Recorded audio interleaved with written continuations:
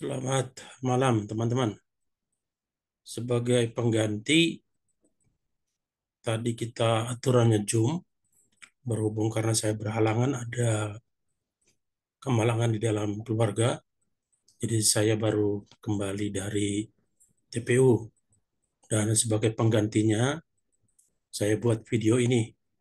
Tolong nanti disimak videonya. Setelah itu dibuat tanda hadir. Tanda hadir karena video ini di dalam YouTube. Nanti buat di YouTube-nya itu tulis nama, kemudian tulis juga disimak dari jam berapa sampai jam berapa sebagai bukti hadir. Kalau tidak ada itu berarti saya anggap absen. Baik, kita masuk ke materi kita yang ke-14. Ya, setelah ini kita akan ada UTS. Saya mau berikan sedikit info mengenai, UAS. UAS nanti ada 5 soal atau 6 soal. Itu bentuknya essay test dan open book. Dan kebanyakan adalah pendapat pribadi.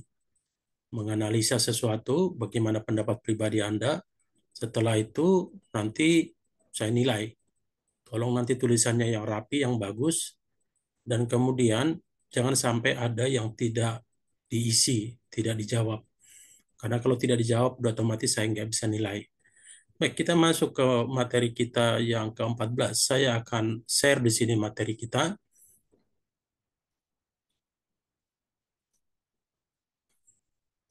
Di materi kita yang ke-14 ini, Electronic Logistic Marketplace, ya. Bagaimana sih secara elektronik mengenai logistik di masyarakat, ya. Jadi di kenyataan.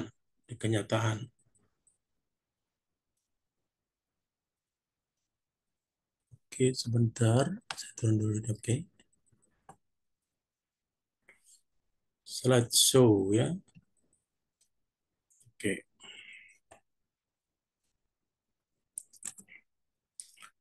Supply chain system, ya, tentu sudah saya yakin dan percaya teman-teman sudah sangat paham dengan ini, ya. Karena memang inilah logistik atau supply chain. Bagaimana sih, siapa aja yang terlibat dan apa prosesnya, mulai dari hulu sampai ke hilir, ya. Kalau kita lihat di sini, ya, kita lihat di sini mulai dari supplier. Supplier itu biasanya yang bisa menyiapkan bahan baku, ya.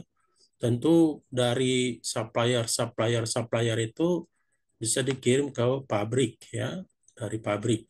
Di sini nanti dikirim ke pabrik, tentu diproses dari bahan baku menjadi barang jadi, ya. Setelah dia jadi, dipalet, di packing, kemudian tentu akan dikirimkan kalau dia ekspor ataupun domestik tentu ke pelabuhan untuk dinaikkan ke kapal, baik itu port untuk laut, baik itu port untuk udara, atau ke terminal atau stasiun kereta api yang tentu mengangkut barang tersebut untuk bertujuan kepada pembeli. Nah, di sini contohnya dikasih by ocean, ya, atau by air uh, shipping line. Kalau udara tentu menggunakan kargo udara, ya, sampai nanti ini tujuannya ke akhirnya itu tentu kalau udah ke pelayaran, ya, menggunakan agent, custom agent, tentu di sini ada bea cukai juga karena tidak bisa keluar dari pelabuhan menuju ke luar negeri tanpa proses kepabeanan atau custom agent atau custom clearance. Setelah itu tentu nanti dikirim, tentu kalau di udara laut itu lewat pelabuhan, ya, pelabuhan, terus nanti dikirim, nanti kalau udah sampai di tujuan itu di pelabuhan tujuan tentu itu dibongkar nanti apakah diteruskan lewat laut atau diteruskan lewat darat, bisa umpamanya sampai di Tanjung Priuk, tentu barang impor itu nggak langsung diambil konsaini di Tanjung Priuk, tapi nanti by tracking mungkin tujuannya entah itu ke kota, entah itu ke Karawang, entah itu tujuannya ke Cianjur, bisa juga ke Bandung dan lain-lain, atau ke Jabodetabek, ya. Tentu itu bisa, umumnya kita di sini menggunakan trailer, ya. atau bisa juga kereta api. Ya. Kemudian terus itu berlanjut, terus nanti ke gudang warehouse, ya, ke warehouse-nya si consignee atau customer. Tentu di gudang disimpan dulu, dibongkar juga di sini, datangnya tadi dari pelabuhan, ya. Kemudian tentu baru nanti dijual lagi ke pedagang eceran, ya, atau dijual langsung kepada konsumen, ya. Jadi ada flow-nya, ada alirannya. Secara umum seperti ini, walaupun tentu masih banyak yang berkaitan dengan ini, ya. Tadi umpamanya di pelabuhan, ya, di pelabuhan atau di jalan banyak kan. Di pelabuhan itu ada berhubungan dengan bea cukai, dengan perbankan, dengan karantina, macam-macam, ya, yang menjadi yang di apa namanya, di touch, banyak yang akan involve atau terlibat dalam shipment itu. Ya, kelihatannya aja mudah begini, tapi sebenarnya masih banyak, ya. Di bea cukai sendiri aja banyak. Kalau dia menggunakan master list harus ada pemotongan. Kalau dia menggunakan barang apa, barangnya ternyata barang bekas, ya, atau temporary export, temporary import, itu juga harus ada pemeriksaan bea cukai. Atau kalau barangnya ternyata dia jalur merah, itu barangnya diperiksa 100%, bukan 50%. Jadi satu kontainer kalau ada 50 kontainer dihitung, dicek semuanya satu-satu, dibongkar semua. Kenapa? Bahayanya, takutnya kalau nggak dicek semua, ternyata bisa aja di dalam barang itu, umpamanya mesin gitu, dalamnya ternyata ada narkoba gitu, ya. Jadi makanya dibuat jalur merah itu diperiksa, kecuali perusahaannya mungkin sudah lama, sudah terpercaya, dia baik-baik saja, tidak pernah mengimpor yang ilegal, ya. Nah, itu biasanya bisa dikasih jalur hijau tanpa memeriksa barang, tapi hanya memeriksa dokumen. Secara tradisional atau secara zaman dulu gitu, ya, inilah flow-nya material dan informasi. Kalau material tentu barangnya, ya. Kalau informasi yaitu informasi atau info mengenai barang tersebut. Pertama tadi, kalau barang itu tentu bahan baku raw material dari supplier, ya. Siapa aja suppliernya? Biasanya banyak. Bikin ke pabrik. Tadi dalam perjalanan itu menggunakan truk atau ada transportasi, ya. Setelah itu dari pabrik diproduksi jadi barang, dikirim ke distributor, ya. Dari distributor ini bisa aja ke grosir, bisa aja ke agen, bisa aja umpamanya ke apa namanya itu, uh, uh, apa namanya, gerai dan lain-lain, ya, atau bisa ke retail atau ke outlet retail, pedagang eceran, sampai dia ke konsumen. Tapi sini sebenarnya masih banyak ini, bisa distributor, bisa agen, bisa grosir, bisa macam-macam, ya, sampai ke konsumen. Ini apa namanya, perjalanan dari barang, ya, material tadi dikatakan di sini, material itu perjalanannya mulai dari hulu, dari sini sampai dagang ke sini, ya. Itu barangnya berjalan, tentu barang ini berjalan tentu ada butuh informasi juga, ya. Kalau informasi ini yang warna biru tadi, barang berjalan itu atau material itu yang warna merah, dari hulu atau uh, dari atas sampai ke bawah, sampai ke hilir, ya, sampai ke konsumen, dari supplier sampai ke konsumen. Nah, sementara material atau ini kebalikannya. Kalau informasi mengenai barang itu gimana sih jalannya? Ya tentu pertama kita kapan sih sampai di konsumen gitu kan barang itu. Konsumen itu sampai kalau di konsumen sampai kapan, terus berapa banyak, apakah ada yang hilang, apakah ada kelebihan, ya, atau ada kabar yang hilang, atau kok jangan-jangan barangnya sudah busuk, kalau umpamanya kirim daging atau buah ternyata rusak kontainernya, kontainer rivernya tidak dingin lagi, bisa busuk, macam-macam. Atau jangan-jangan kontainernya salah gitu. Contohnya dibikin AC-nya terlalu dingin malah membeku semua, jadi membatu. Nah, informasi tentu, informasi akhir adalah di konsumen, ya, tadi information flow atau aliran informasi. Nah, kalau ada apa-apa di sini tentu dikirim ke sini kan, dikirim ke outlet retail. Dari sini info teruskan ke distributor, ya. Dari distributor kembali ke manufakturer. Dari sini ke supplier, ya. Terus sampai ke ujung sini, ya. Jadi ujung sini juga tahu, oh barangnya begini loh, rusak loh. Bahan bakunya nggak bagus, atau materialnya kurang sehat, macam-macam, ya. Raw materialnya mutunya tidak bagus, sampai barangnya sampai di konser ini ternyata berbusuk, ternyata sudah rusak, seperti itu, ya. Jadi itu flow, ya, flow dari information. Buat apa sih informasi ini? Ya tahu dong, jangan sampai konsumen itu membeli barang yang jelek, yang rusak gitu, ya. Nah, itu harus tahu dari ujung sini, ya. sehingga dia bisa memperbaiki. Ya, ada yang disebut dengan corrective action. Ada perbaikan kalau salah. Jangan didiamkan saja. Kalau didiamkan saja, ada komplain, ada klaim, ya udah nanti menunggu mati itu ya. Karena konsumen tidak mau membeli barang yang umpamanya sudah rusak, mending dia ganti ke yang lain kan, bukan cuma satu seperti itu. Jadi kita harus hati-hati, kualitas harus bagus, waktunya harus tepat, kuantitinya juga harus tepat. Jadi itu yang bisa memuaskan konsaini, bukan masalah harga ya, tapi semua itu nggak boleh salah satu yang jelek ya. Kalau satu-satu dari 100 ada satu yang mungkin oke lah, masih bisa diterima. Tapi kalau dari 199 yang terlambat, wah, itu nggak bisa diterima seperti itu. Kemudian informasi teknologi evolusi, evolusi teknologi informasi. Communication play important role, ya. Komunikasi itu sangat perlu ya, membangun komunikasi.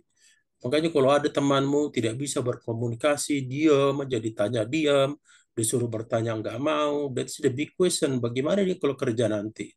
Kalau ada isi hatinya nggak bisa disampaikan ke orang lain. Kalau orang lain salah dia nggak bisa kasih tahu, oh itu salah bro, ya bukan seperti itu. Harus kita buat perbaikan. Nah, perlu ada ide, ada pemikiran gitu ya. Ketika meeting, udah kasih aja ide-ide dari kita ya. Tentu bukan asal ngomong ya, contohnya salah gitu. Tapi cari apa yang terbaik ya. Mungkin dari pengalaman, mungkin dari pengetahuan, mungkin dari pendengaran dari konsumen ya, seperti tadi umpamanya di sini kan, bagaimana kita dari konsumen ini biar kita tahu informasinya ya, kita sampaikan ke pusat. Kalau enggak tidak ada perbaikan ya, salah kita juga nanti kalau enggak laku ya. Jadi di sini dikatakan di sini the communication plays important role in information flow ya, semua ini dari supplier, tapi biasanya kan di tengah-tengah itu freight forwarder ya, dari freight forwarder nanti terus bisa komunikasi ke manufaktur, bisa komunikasi ke consumer. Kalau raw material itu tentu yang komunikasinya yaitu manufaktur ya, dan key suppliernya itu manufaktur. Kita hanya di tengah di sini sebagai logistik ya. Distributor juga manufaktur ya, retail juga sampai konsumen. Tapi di sini kan terakhir, ketahuan itu di sini, the outcome here ya, the output here ya, the end customer, customer akhir. Di sini selama dia puas mau membeli, so ini everything is okay ya. Tapi kalau tidak mau beli, tidak laku lagi, padahal menurut kita servisnya bagus, menurut kita kualitasnya bagus, menurut kita harganya bagus, tapi nggak laku, something wrong. Ya, kita harus tahu, cek di mana ini salahnya.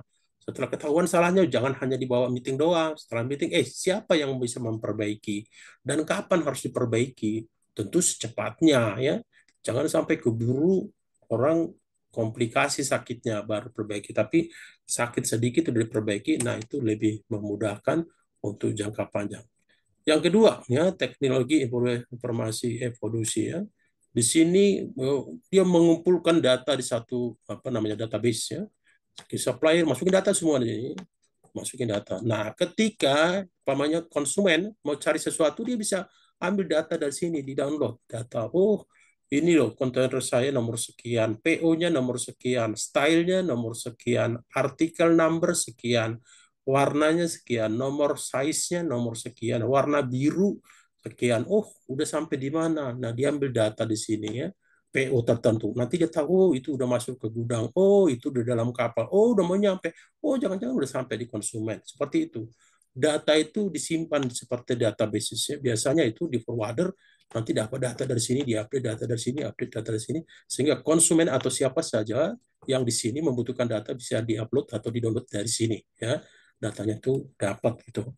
Gunanya apa? Ya gunanya biar kita tahu dong, barang saya, sepatu saya nomor 42 itu yang warna hitam, yang tadinya begini, yang harganya sekian, sudah sampai di mana gitu kan. Sementara ini communication, information integration ya, komunikasi, informasi terintegrasi ya. Tentu kalau bisa itu terintegrasi, maksudnya berkesinambungan satu sama lain ya, satu kesatuan yang utuh, jangan single single apa namanya tuh, satu-satu gitu loh ya, tapi dia bersatu ya. Ada yang disebut dengan seperti namanya apa oh, terintegrasi satu sama lain ya, terintegrasi. Jadi lebih mudah seperti ini, transparan jadinya gitu. Ya, mulai dari mana sini? Ada manufaktur, ada distributor, ada retailer, ada pergudangan, ada kurir, ada perbankan, ada penjual, ada bea cukai, ada supply-nya terintegrasi.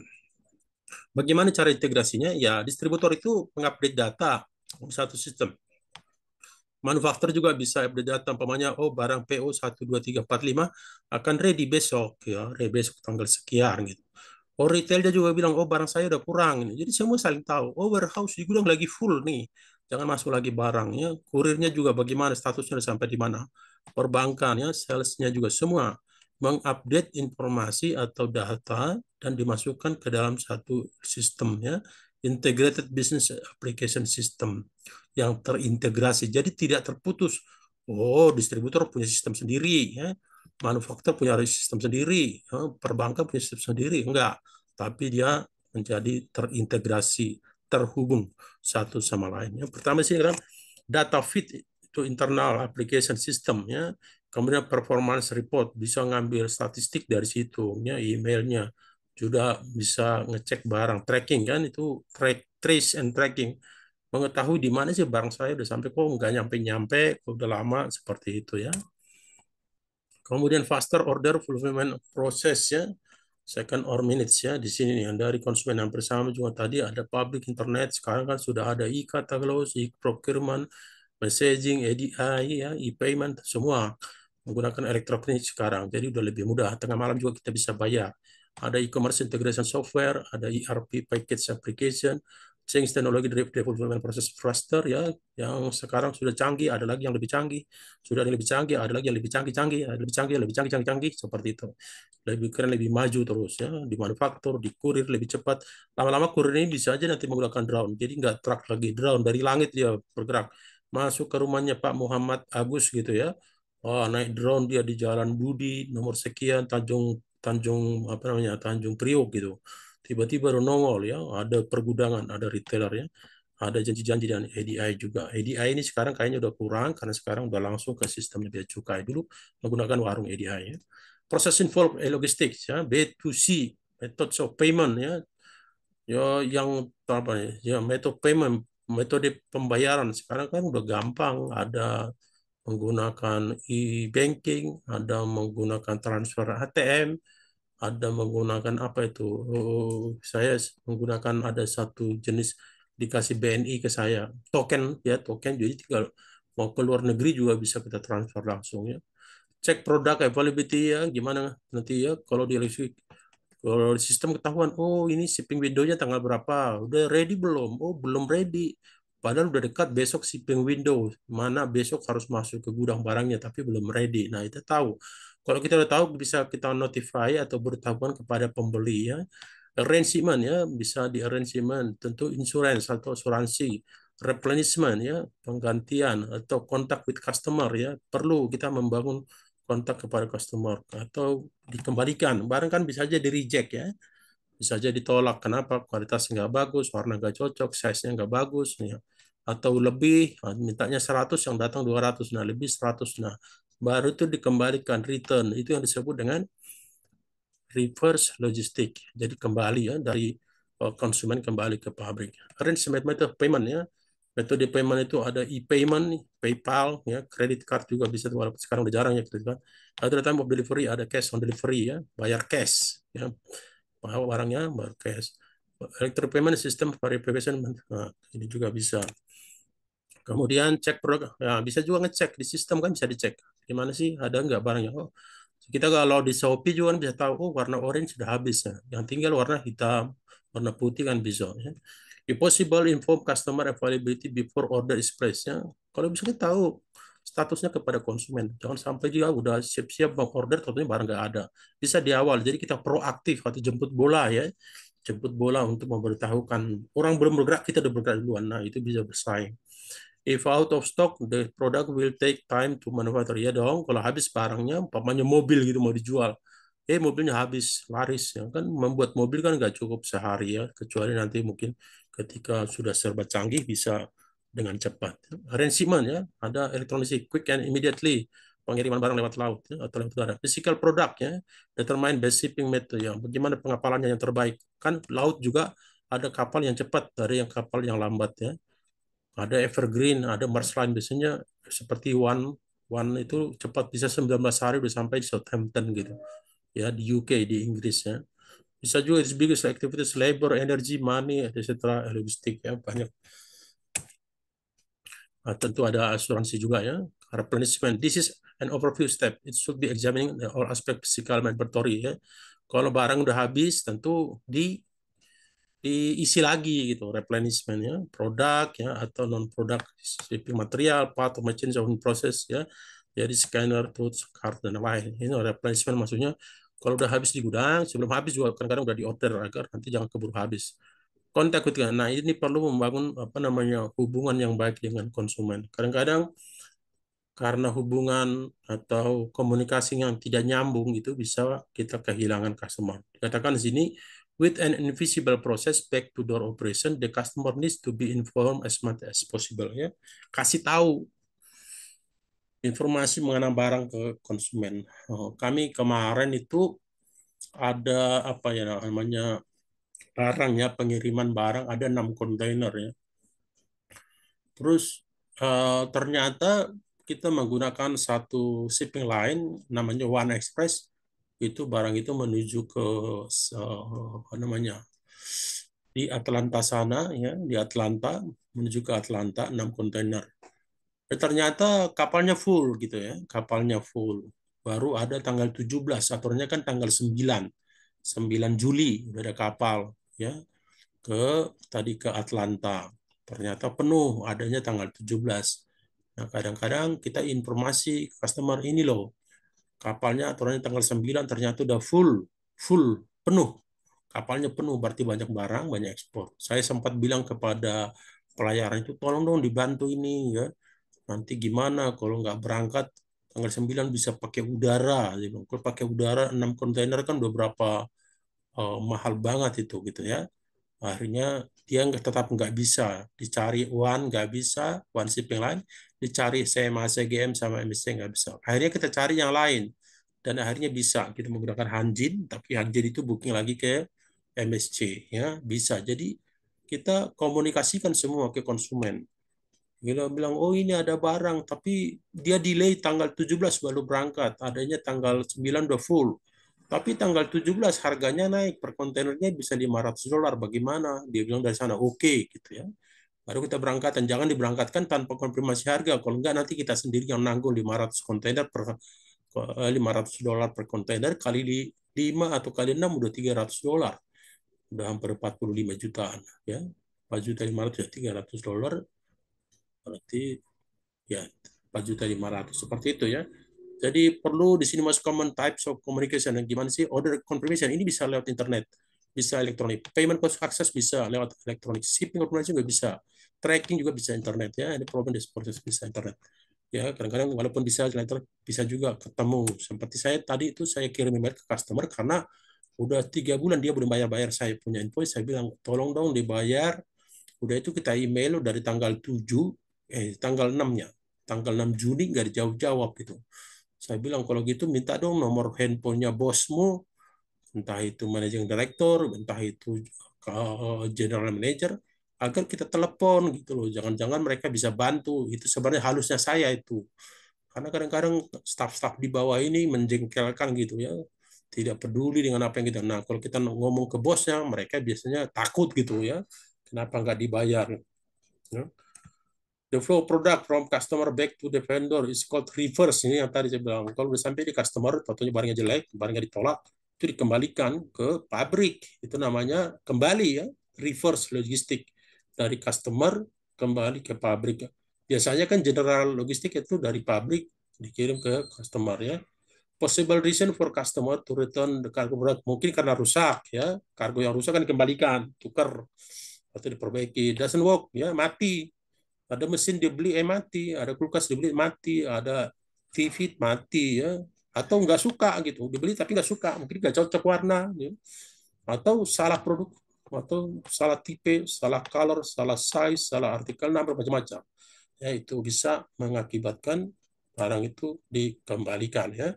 Advantage, keuntungan ya atau apa sih yang menjadi hal positif? dari e-logistik ya. Tentu karena e-logistik kita bisa real time ya, bisa kita monitoring gitu. Oh, udah sampai di mana kapalnya gitu. Barang saya udah sampai di mana. Terus bisa real time. Kalau umpamanya terlambat, waduh, gimana nih? Sementara produksi jalan terus bisa, udahlah kirim lagi yang gantinya gitu, pakai udara lebih cepat ya. Ada shipper, receiver, fulfillment ya, semua capacity and load matching ya, kapasitasnya, transportation optimize ya, cari ya, wireless update, transformation documentation ya, itulah logistik. Oke, saya pikir ada summary-nya nanti dibaca aja ya. Sampai di sini pertemuan. Kalau ada pertanyaan bisa ditanya di grup ya. Oke, karena ini adalah pertemuan yang terakhir kita. Habis ini kita UAS ya. Setelah UAS ya kita nggak tahu apakah kita masih bertemu lagi. Tapi jika ada hal-hal yang kurang berkenan, salah ucap, salah tindakan, salah pembicaraan, salah macam-macam lah ya. Saya secara pribadi mohon maaf kepada teman-teman semua ya. Jangan diingat-ingat karena nobody perfect, tidak ada orang yang sempurna. Tentu mungkin saja saya salah, saya mohon maaf, mohon dimaafkan. Terima kasih. Nanti mengenai ujian atau kisi-kisi akan mungkin saya akan kirimkan di WA group dan nanti ya tentu dipelajari yang saya kasih ya, dipelajari pendapat pribadimu, pendapat seperti di buku bagaimana ya agar nilaimu bisa lebih bagus. Terima kasih, selamat pagi, selamat sore, selamat malam.